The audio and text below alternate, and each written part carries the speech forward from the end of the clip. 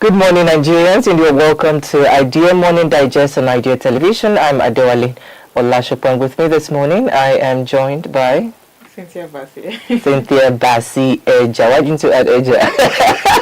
Let's leave Eja for the family people. Let's leave Eja for the family people. Well, welcome, Nigerians and people of the world, to IDM Morning Digest. This is your trusted space for information and conversation that shape our world.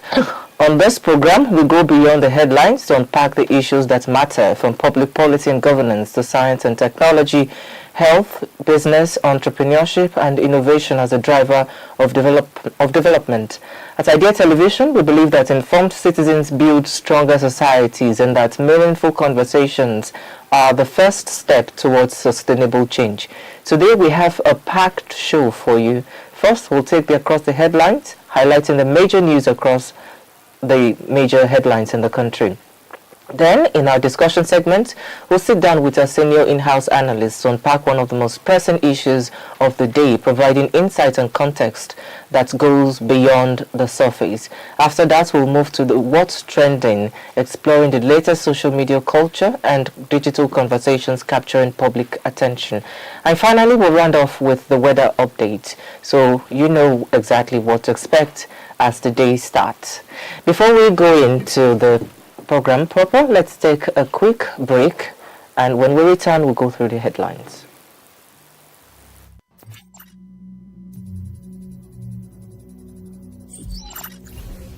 Blockchain technology. Blockchain is most commonly associated with cryptocurrencies like Bitcoin, but its potential goes far beyond that. Blockchain offers a decentralized, secure, and transparent way to record transactions, which is being applied in industries like finance, supply chain management, and healthcare. For instance, blockchain can verify the origin of products and supply chains or ensure the integrity of medical records. But blockchain still faces hurdles. Its energy consumption and scalability are major issues. By 2025, the blockchain market is expected to grow to $39.7 billion. But widespread adoption will depend on overcoming these challenges.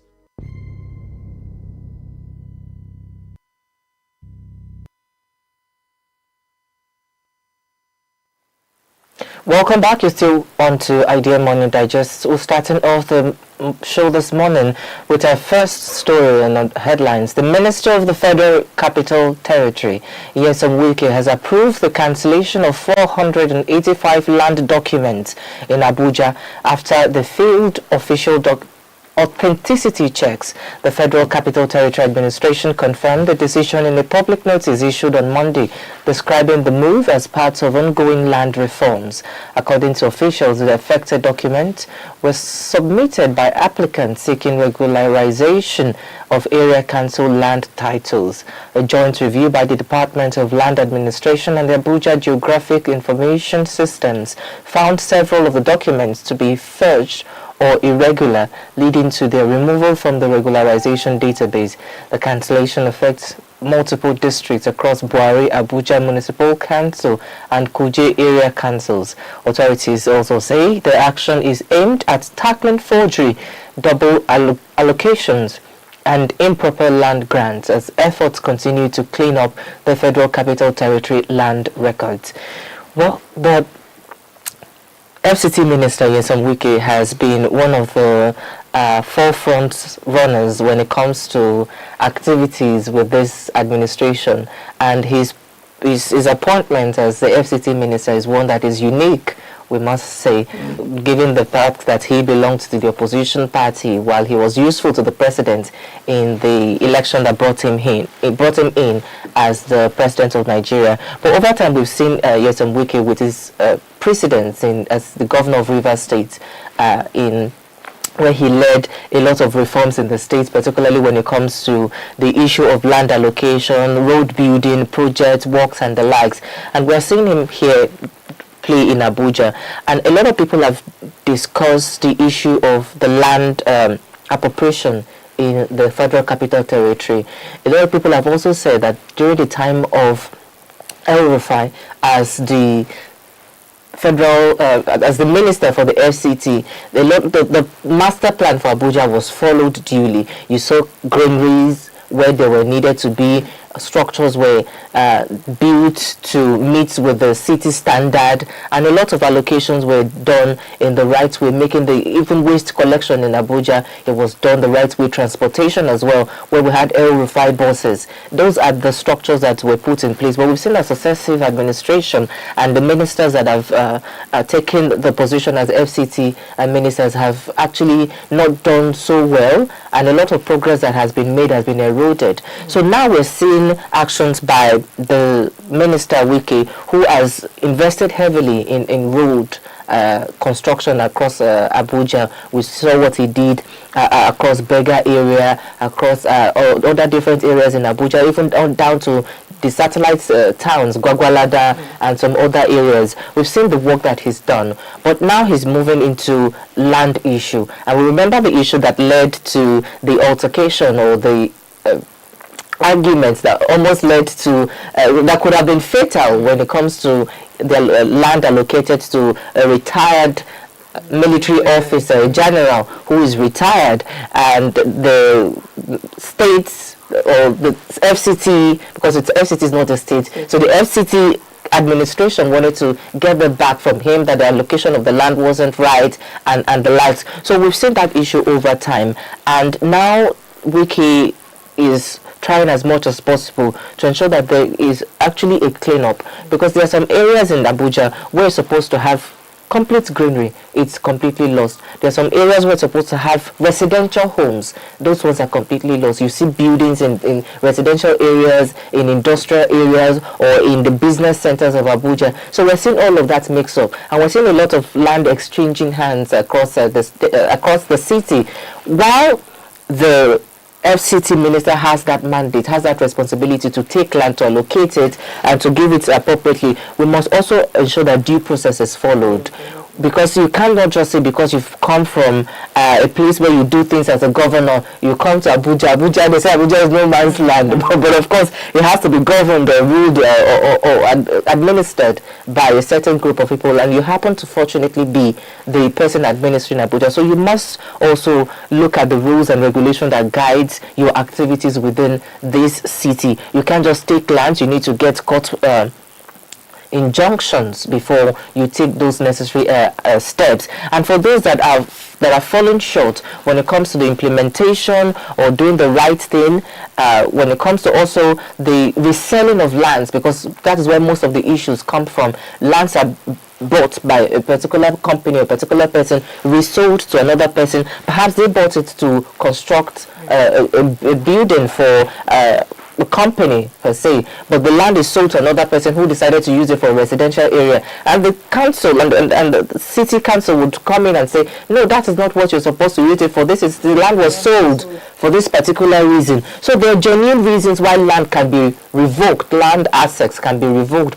but what's the process like? But we know the capacity and the demeanor and the antecedents of WIKE, and we know how he approaches things differently from another human being. WIKE is unique in his own right, so he might take bold steps, he might take aggressive actions to take things back, but we're also looking at how can we ensure that, in as much as we're trying to create sanity within the city of Abuja, because we see a lot of things go wrong, we should also be vigilant and also abide by the law. And we shouldn't only focus on revoking lands alone, we shouldn't focus on the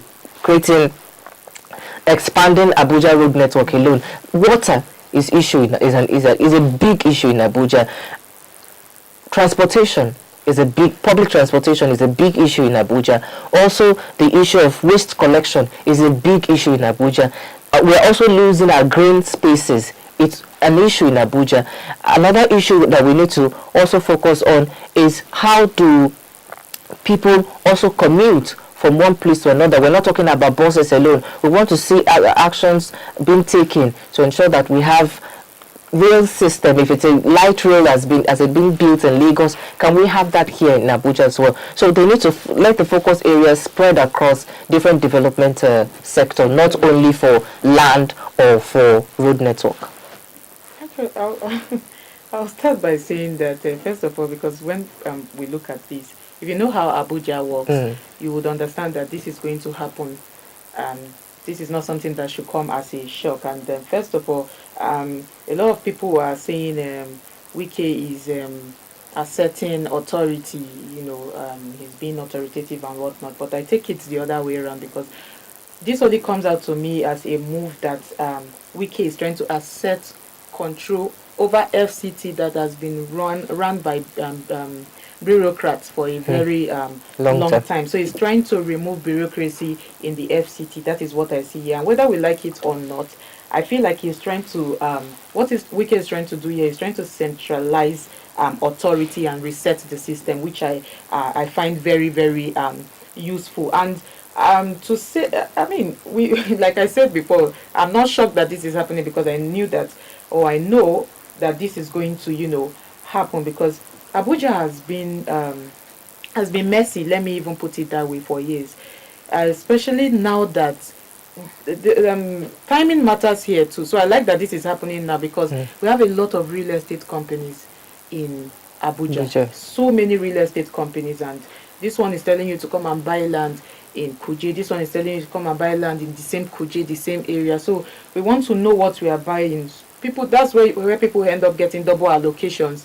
That's where you see people, you'll be seeing backdated approvals, because I bought this land from these people, and another real estate company is coming to say they own that land and they're selling it to these people. You'll be seeing missing files. You'll be seeing a lot of then talking about also those politically connected land grabbings. We saw that with the, I'm not saying that that land was illegally owned by the general, but these are the cases we get to see, and all these cases are not new in the FCT, because the federal capital is not just any city. As we know, it's the administrative center of Nigeria. So everybody will want to own land where in the heart of Nigeria. Let me even put it, if I want to put it that way, everybody will want to own land in the heart of Nigeria. But I just feel like what the government should do at this point in time, what WIKE should do, is not, because there are some people who truly bought land, there are some people who did not, because there are two cases here.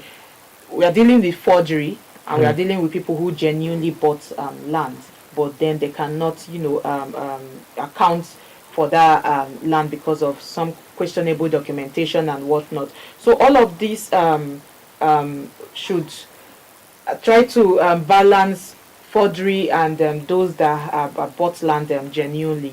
In this, what I'm trying to say is that if a land is being forged, this is the time we need to get all of the documentation rightly. We need to, put all of those things properly, align them properly, and then so that those who have bought land genuinely won't be affected. Because at the end of the day, you will begin to hear, that's where all these issues are coming from. You begin to hear, WIKE is taking my land, WIKE is not doing this, I bought this land, there should be a proper reform, because all this cancellation of lands will not mean anything at the end of the day. There should be proper reform, and that is why I'm still advocating for using technology. What are we doing with digital records? It's time that we start digitizing records fully, so we can close all of these loopholes, especially when it comes to area council allocations, and just make the process transparent, so everybody can know that it is out there, it is open. If I buy a land, it's out there for everybody to see. Everybody is going to see my what do they call the certificate, the right of ownership certificate, and all of this. So it is very important, rather than, and there should be punishment for all of this forgery. There should be punishment for it. Real estate companies, individuals that are forging all of these things, there should be punishment for it. So I just think that the long-term success will depend on consistency. If when WIKE continue to follow this up, and not just the cancellation of headline that the land grabbing cancellations and whatnot. Let's continue to follow this up and ensure that we put the right things in place. But I think we need to move to the next one. Indeed, we need to move to the next conversation. The Nigerian Customs Service has automated the application and renewal of trade licenses and permits, introducing a new online license and permit systems to streamline operations and improved revenue collection. Speaking yesterday in Lagos, the Zonal Coordinator Zone A, Mohammed Babandede, said the platform will allow importers, exporters, and clearing agents and freight forwarders to complete all processes digitally in real time without visiting customs offices. He said the reform is aimed at eliminating paperwork, long queues and delays linked to manual processing. Custom officials say the system will make applications faster, more transparent and easier to track, while reducing errors and revenue losses. The automation is being rolled out nationwide, beginning with Lagos, to support ease of doing business in Nigeria's maritime sector. This is a wonderful development, especially coming from the customs office in Nigeria. We understand how much delay that Nigerians that are involved in trade and businesses with other parts of the world, when it comes to bringing it into our land borders, there's a lot of delay that is being seen.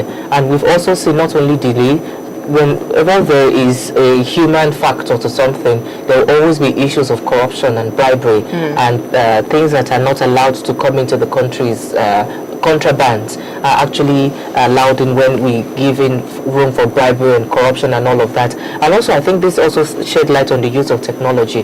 We're now seeing the infusion of artificial intelligence technology into different sectors of our economy, which I think is very important. Nigeria is a country that is the largest economy in Africa. Let's believe that we're the largest population in Africa, and one of the countries in Africa that there is actually the market force that can actually buy and produce and trade things like other African countries who might have better GDP than Nigeria. But when we talk about the market force itself, the economy, the commerce, Nigeria has the higher place when it comes to that in Africa. So how about we then improve the system? This is where I think this system is coming in, this digital system that is being infused into the custom services, where it's going to allow them for easy access. You don't need to visit one person and lobby and bribe them before things can be done. So when you purchase your goods, when you have people bringing it in for you into the country, it's easier for you to then sit down at the comfort of your home and let things work for you as it should be. Another thing that I think it would also cut away is the issue of corruption, which I said. And corruption not only meaning when it comes to people bribing them, but also the revenue that is being generated by this agency will be able to go directly to the federal government accounts. Because when you have people that have to go through manual papers, you see that a lot of irregularities will come up at the end of the day. So this is a fine process, but it can also be susceptible to being infiltrated, being it's susceptible to glitches as well, and that's why I think this needs to be tested. I'm happy they're starting it in Lagos, but starting in Lagos is the commercial capital of Nigeria. Maybe they want to test the stress, how much you can handle stress. Perhaps that is where the stress capacity, maybe that's the reason they've chosen Lagos. That's where the bulk of maritime trade is. But really, I want them to also look at other areas of the country that they can actually test that and see how it works, not only for Lagos alone. The rollout should be consistent for other parts of our borders and our maritime sector. We're looking at Warri, we're looking at other, even land borders that we have in the country. So this system is wonderful. I hope that it would help Nigerians to ease the suffering and ease that delay, because a lot of delay happens, a lot of suffering happens, and at the end of the day, many people lose their goods. Many perishable goods go bad before they can even make it into the country. So, and more money is being spent as well when people need to keep their things there. If it's a cold product that is being frozen product being brought into Nigeria, you need a cold service that needs to continue to run for the number of days that is going to be at the custom checkpoints. So all of these things can be fast tracked, and it will make business opportunity easier for most Nigerians and also for investors coming into the country. Yeah, I support your what you've said, because this is more about technology, and it is more about trust too, because most businesses need predictability. And if a good sits for if a good sits in a port for even 24 hours or 48 hours, that means there's going to be loss in billions of naira for that business. Millions is going to cost that business millions of naira. So I think digitizing the trade license sounds may sound very okay. Is it not digital? But we are already using computer these days. But it's very significant here, very significant, because if importers are clearing what do they call them? And clearing agents can process permits online, can process all of these trade and import duties and whatnot and processes online. I think without all of those physical visits to the office, to customs office, that causes delays and incurs unnecessary costs, it's going to reduce that discretion, and like you said, it's going to build that trust is back into the system, that confidence back into the system. And you mentioned something, corruption. I mean, this is an opportunity for corruption to reduce as well. So I really like that they are doing this. But again, we have to, you brought out that part again about, let's be realistic that automation too will not completely solve this. We need to back this kind of institutional resolves with, should I put it, solve it with institutional culture, to solve it with a structured system. Is because there's one thing I always say: you can digitize any process, you can digitize even a bad process, but at the end of the day, if there's no system that is stable, if there is no system that is accountable, if there's no stability in cyber security too as well, if there's no stability whether in even the officers' culture, then all of this will just be something that will end up in the news again as usual. But I also commend them for starting with Lagos, because like I told you, Lagos have the bulk of trade. Yes, so starting with Lagos is like, it's very important they start with Lagos. So I think next, like you said, they should move to like Kano if they want to test land borders as well. They should move to Kano, because that's another commercial hub, and they're starting with Apapa, Tin, if I'm not mistaken, and yes, Apapa and Tinkan and ports, and all of those places account for most of our import into Nigeria. So I think it's good that they are starting with them, and I just feel like this system can turn around. There's this thing World Bank mentioned one time to ease.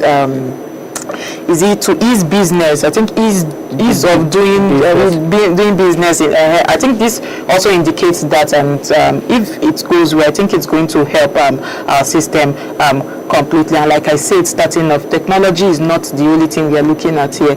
We have to back technology with trust. It's very, very important. So. Yeah. Well, moving on to the next story, Nigeria's National Human Rights Commission has called for accelerated global action to protect the rights of older persons. The Commission's Executive Secretary, Dr. Tony Ojukwu, made the appeal yesterday in Geneva during the February 2026 session of the Intergovernmental Working Group on the Rights of Older Persons, convened by the Office of the United Nations High Commission for Human Rights. Dr. Ojukwu raised concerns over persistent discrimination, neglect and abuse faced by elderly people worldwide, warning that the absence of a comprehensive and legally binding international framework leaves many vulnerable. He urged member states to move beyond debate and begin concrete steps towards drafting a global conversation. He also called for stronger collaboration among national human rights institutions, civil society and older persons, proposing that supportive states or independent experts prepare a draft text ahead of the group's July meeting. Nigeria reaffirmed its commitment as well to ensuring that any future agreement reflects the principles of inclusion and participation. Our seniors, as they call them, older generation, have paid the dues. They have existed, they have lived, they have contributed to nation building, they have contributed to family, to development, to society, and they are at a time of their life where they need all the care and support that they have. While this is an international movement to ensure that older people are well taken care of, it also must be, the actions that countries and states must also deploy must also be local. And that must, and what I mean by this is that it must reflect our cultural values and our cultural traditions. If you look at countries like India, you can have a mother, a father, a grandmother, the grandfather, great-grandmother, great-grandfather live under the same roof. And the children, grandchildren will also marry to expand the household. So it's very difficult for you to then see older generations suffer in those Asian countries like India, like China, like Korea, and some other Asian countries. But when you come to Africa, you see that this culture is eroding. We still see people living, grandparents living with their children, they are taken care of, but nowadays everybody wants to have their individualistic, my family and I need to have our own space, we can create a space for you while we have people taking care of you in that house. But when we also go to Western countries, those ones are very independent. They want to be on their own, and the grandmother should be in care homes. They should be taking care of that. But let's come back to Nigeria, because that's where our focus is, and Africa extensively. In Nigeria, we're seeing a recurring action or recurring transition into the American system, American value, where we are now putting our seniors, our elderly people away from us, away from our homes, and putting them in those dilapidated areas, the buildings or forgotten places where there are no constant monitoring or help to support them. So these are the things that I think it is not. It doesn't need only government intervention. It also needs family, cultural, and different reorientation of how we see older people. So from the government angle, we can talk about the issue of pensions. Was it Alex Oti that said that people actually from the age of 60 or so, 70, can begin to earn something from the government, because perhaps they don't have the pensions to support them, they don't have insurance to support them, they don't have all of the family support that they can get. But the federal the state or federal government or whatever government agency, be it local as well, have a responsibility to these people, because they've contributed to nation building, they've contributed to society, they contributed to raising the children that are now leading our country today. So the government have a responsibility, even for workers that are working as well. How can you ensure that there's a pension system that cater for them, that at the end of the day they're not suffering, they're not queuing at centers to look for, to demand the pension that they should get at the right time? Look at the pictures being displayed on the screen right now. These are people, I have personal experience that I can speak from, of elderly people that have worked, that have served the country, that are struggling to get what they deserve at the end of the day. So that's on one hand. And then on the other hand, we have people, families that are distancing themselves from the older ones. I have examples that I can't begin to share right now, but it pains me to the core that people have to then suffer. Perhaps we can look at issues about care homes. If we cannot build care homes and we see it as foreign, can we actually begin to have care service? It exists in Nigeria, but can we adopt it as part of our culture? That if you're not somewhere that you can adequately provide for them, because for instance your mother is old as a man, and you want to bring it to the house, and the one is saying that my children are here, I'm taking care of the family, I'm taking care of you, and you want to bring your mother to me, it's going to be a stress on the wife, because the culture is not there for them. But can you actually bring it somebody, a caregiver, that would ensure that this older person is actually taken care of, whether they are with you or they're in the homes that you're taking care of them? So we do not neglect them, because at the end of the day everybody's going to get older. And do we want to be put in this situation? Now is not the time to begin to talk about, oh, they should have done better. They should have provided for themselves. Now is not the time to apportion blame. It's the time to take responsibility for them and to ensure that they are well taken care of, because they constitute to a percentage of our population, and they must be taken care of because they pay their dues both for the family, for the nation, and for the society. Certainly, you've spoken extensively on why this really matters. They contribute to our population. In as much as we say Nigeria is still a young country demographically, we have to understand that these young people are getting old by the day, each and every day.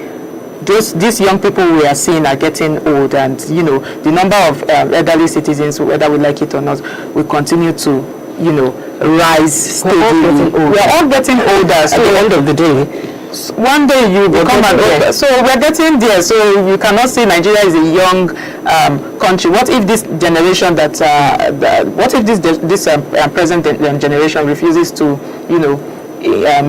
give birth to children that will constitute the next young generation? So we're seeing a lot of people choosing themselves these days. I don't want to love yourself because of economic reasons, because of so many reasons, because personal reasons, so many reasons. So but Nigeria is still producing. We're producing nation, millions. But we never know what the future holds. We never know what the future holds. So we should start planning for the future. And when we talk about planning for the future, we always think it's planning for the future, planning for just children. Planning for the future, planning for how we'll start catering for our older generation, because many old people rather, many older people live without pension. Just like you've mentioned, they live without healthcare provisions, healthcare coverage, no social protection or whatsoever. I mean, they live in abuse and negligence, and that's a real issue that we've not really talked about, and you've just mentioned most of them. Because what Nigeria is pushing for, we must understand, this is not another declaration. We are saying that we want to bind all of these things. Let there be a binding framework, a legally binding framework that, you know, will cover for old people's welfare, because that is very significant. First of all, we look at it and say this is coming from an international law, but we have to understand that international law also shapes domestic policy, just like you've stated. So when a law like this comes, when we start to talk about things like this, when a country signs rather a convention like this, we should understand that it creates that pressure to adjust our own laws. So let's put, maybe if we put it, because it seems, even if Nigeria is not a law-abiding country, but one thing I've noticed is that if something is pushed to us, if there is a law binding it somehow, and people know that there is a penalty for it if they do not do something, or if they do something, we would want to, you know, respect that law. So I like that it is coming into, we're beginning to bring this into the conversation, the legal aspect of this, because Nigeria still struggles with to fully protect vulnerable groups, and that is why we're talking of PWDs. We have not even finished talking about them. In short, the older generation don't even come into the conversation at all. It never comes into the conversation at all. So we should start thinking of how we can protect our vulnerable groups, and let it start from our homes first.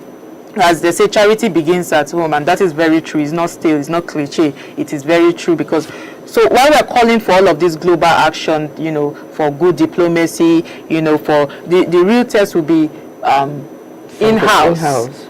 Domestic implementation. What are we going to do here first of all? And that's why I say it starts with us from the home, you know, and then let there be a legal framework for all of these things. Do we have how do they call this old people healthcare, geriatric healthcare? Do we have those kind of infrastructure for older people? Do we have pensions paid for older people? Do we have insurance for older people? How well does NHIA cover for older people's health care? Are older persons protected in even our rural communities? Let us begin to think of all of these things. So I appreciate that the Executive Secretary, what's his name, Tony Ojukwu, yes, is pushing for this kind of conversation beyond what we know it to be before, and I'm suggesting that I think he's suggesting that there's draft a text, something like that, before the July meeting, and that shows seriousness. I really like that this has to come into the conversation, because this is something on a normal day we just discuss it and we don't really take it into consideration. But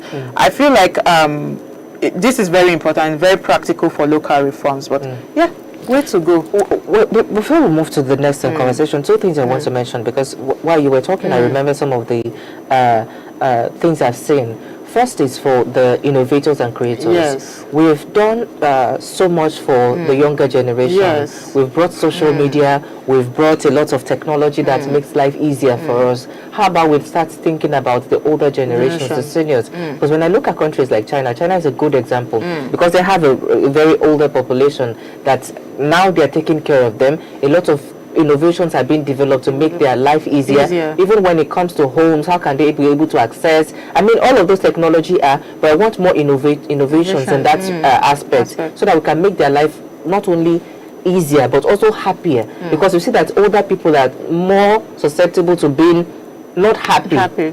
Or more susceptible to life challenges, or when they start thinking about things, they start developing blood pressure, and they reflect on them differently. Things reflect on older people differently, like unlike younger people. When they bounce to a certain remote area, they do not have access to the entire world, so they lose that connectivity, that access. I remember my grandparents, when they need to start teaching them how to use a computer, or how to use phone, and how to see how WhatsApp you can type and text and all of that. So I believe that we should have more innovations that makes life easier for them. as we're doing for people with disability, we're doing for young people, although there might not be a higher percentage of our population right now, but more people are moving into that category, and we need to begin to put more effort into that. Secondly, when we look at countries like China again, they have made sure that older people's lives are becoming more interesting.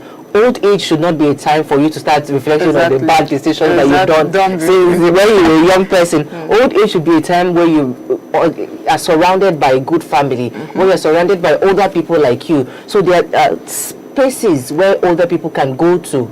There are classes where older people go to in China to learn different things. They are not learning because they want to go and start another job. They just want to get their minds engaged with something. So they learn about artificial intelligence, they learn about computing, they learn about how to sew, how to do things, how to just get their hands busy at time. And they also have open spaces where they can go out in the evening, play games with their friends, dance. I see all of those Chinese videos where they call them aunties and uncles. They are dancing and holding hands and all of that. It makes life more interesting for them at old age.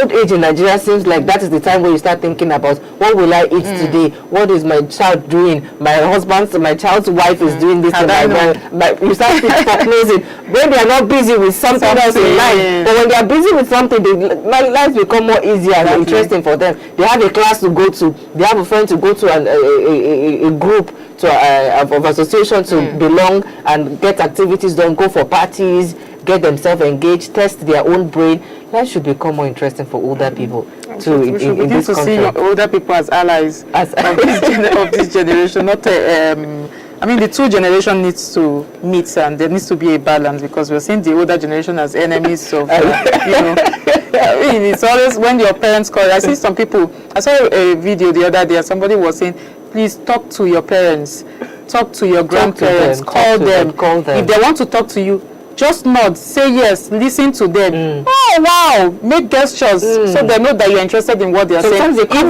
you are not interested in what they're saying, oh, this woman is calling again, this man is calling, and you put it off. I mean, there will be one day they'll be wondering, but let's see this call again. But let's move on to the last story we have for you this morning. Fresh United States tariffs have taken effect today, just days after the Supreme Court ruled that President Donald Trump exceeded his authority in imposing sweeping global duties. The new import tax set at 10% replaces a number of tariffs struck down by the court in a 6-3 decision on Friday. The White House says the measure is aimed at addressing what it described as serious balance of payments deficit. The tariffs will apply to roughly $1.2 trillion worth of goods annually and will remain in place for 150 days unless Congress extends them. Sector-specific duties on steel and automobile remains unaffected. Officials say customs authorities stopped collecting the invalidated tariffs today and began enforcing the new rates immediately. The president has indicated that the levy could rise to 15% and warned trading partners against retaliation, signaling continued tensions in the United States trade policy. Well, President Donald Trump has shown himself as a tariff man since he came to power the second time. I was looking at the picture just showing now. That was the Liberation Day tariff, where he levied different tariffs on different countries in the world, Nigeria inclusive, including in uninhabited islands in the world that are populated by penguins. Also, there are also tariffs, try to tariff on them. But we've now seen that the executive power in the United States is limited, and the Supreme Court has ruled from 6-3 injunction that the sweeping tariffs that you levied against all countries in the world is actually not right. And can United States begin to sit within itself and look at solving its own problems at home? You cannot tariff the entire world. You're not the largest trading country in the world. China is the largest trading company. The entire continent together has more purchasing power, has more trading capacity than the United States. We understand that the world uses the United States dollar to trade in the world, and every trade must go through the United States system.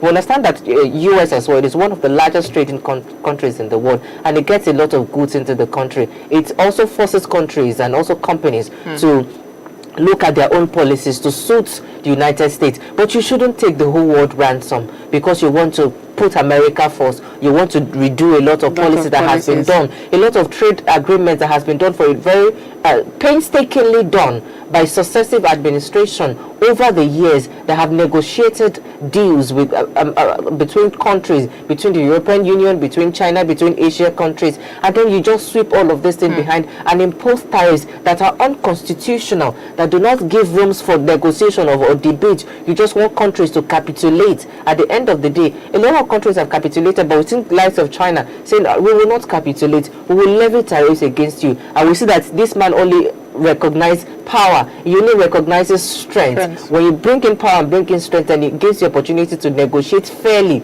and that is what should be done. But now that it has been taken away from him, he then come again and want to boost his ego and levy 10% tariff all across. Tariff is one of the most useful tools for any country in the world when it comes to the protection of a certain industry, when it comes to steel industry, when it comes to automobile industry.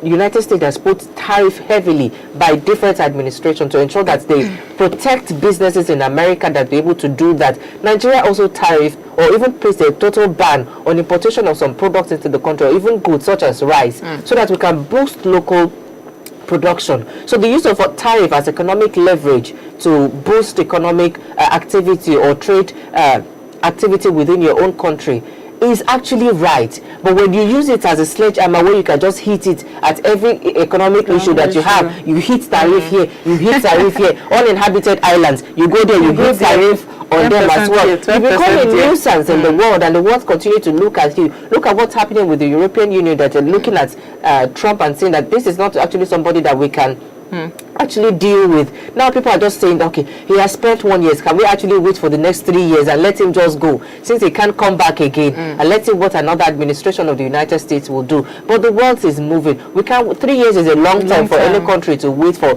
United States policy to change. People are finding their way around it. China is, the trade surplus was around $2 trillion last 2025, despite the sanctions that has been levied on them by the United States. So people will find alternatives. Countries will look at how they can find the loopholes that they can use to ensure that they continue to trade. So I believe that economic, and the problem is that when you surround yourself with yes men, and that is what I've seen that Trump administration has done differently compared to his first administration, where he had people that could actually argue with him, to tell him the truth and give him alternative opinion. Now he has surrounded himself with yes men, that whatever he wants to do, oh, the president is the, and can I actually also critique the level of absurdity that we are seeing coming from this Trump administration when it comes to seeing things like the post that's even going on social media. You see things that F around and find out. I've never seen an administration that will use it, a Trump administration will use it, or posting a video depicting a former president as a monkey, and you put yourself as the king of the jungle. At the end of the day, they said it wasn't him, but it's a reflection of him. Because an Obama aide will not do that. A Trump, a Clinton aide will not do that. Even a Biden aide will not do that. A Bush aide will not do that. So we've seen this administration has been naughty, if I can use the word. This administration has been naughty and do not respect the human rights of citizens in their own country, or the rights of other countries to exist and to pursue their own economic future that would benefit them. America first, let it remain in America. Nigeria first, we must do things that is conducive and is actually good for the advancement and the development of our own economic sector. So the president of the United States must be careful. No matter how powerful you are as a nation, we saw the rise of the British Empire, the Roman Empire, the Persian Empire. Look at where they are today. The Russian Empire. Now is American Empire. It might last for as long as we live. It's a century. It might continue to rule, but you cannot rule forever. You cannot rule forever. I think that's where the question about president, if I'm pronouncing it correctly, president comes in, because I'm just asking how far can a president this time not precedents, go imposing, trade measures without Congress involvement. And that's why I like that court ruling has come in. The Congress, the Supreme Court is stepping in on this to just create that sort of reinforcing that sort of check and balance here, which is very important. But how long can he go opposing the Supreme Court? I don't know about that, but I think 10% first. So let's go back to 10%. 10% is roughly 1.2 trillion. On dollars on worth of goods, and that is a very symbolic number, because this is going to, it is very substantial for trades when it comes to we're looking at trade volumes now, because tariffs at this scale, at this this big, will affect supply chains. It's going to affect consumer prices. It's going to affect diplomatic relationships. And I always talk about diplomatic relations. When I talk about it, people come with that America first. What Trump is doing, I don't see it as strong. He's saying America first, and he's going to do whatever it takes to make sure that America comes first. And I say, which other country do not want their country to come first as well? I can say, okay, you're imposing this, so I don't want to do business with you. Let me go and look somewhere else. After all, just like you've mentioned, America is not the is not leading with trade in the world. So let me go and look for somewhere else. This is where even priorities comes in. And other countries are going to sit down and not do their own checks and balances and say, okay, I don't even think we need America for this thing. Let's go and look for somewhere else. It may not be even China. It may be some other country that have what they need. So I think President Donald Trump should just look at what he is doing very well. Be strategic about what he's doing very well, because here's what stands out to me again, because the White House is framing it as around balance of payments deficits. That's the way they are framing this thing. But the argument has been central to Trump's trade philosophy for years. I'm not seeing this as the normal world trade philosophy we know. This is Trump's disruptive philosophy, very disruptive philosophy. And I think that belief that America has been treated unfairly in global trade arrangement. It doesn't stand here to me. It doesn't make any sense to benefited the most. Because I'm very surprised it comes out to say something like this. Over 80%, more than 70%, if I'm correct, my data is correct, of the world's trade is done in America's currency. That allows America to continue to fund its own military, the largest in world history. It allowed America to continue to have the power to sanction any country to death. If Nigeria is sanctioned, we will not be able to trade with international partners again, because the trading system goes through America. Or the British system that is still attached to the American system. So at the end of the day, what are you doing? What are you saying? Our countries must begin to look inward. Economic blocks as well. We're seeing the European Union look at interventions that they can do, that they can strengthen their own economic viability. We're looking at Southeast Asian countries, looking at what they can do. We're looking at Shanghai Cooperation Organization, BRICS. We're looking at all those multilateral institutions, do what they can do. Africa must also begin to look inward. At the ECOWAS region, what can we do? We understand we don't have the purchasing power capacity to even purchase all of the goods that we can do.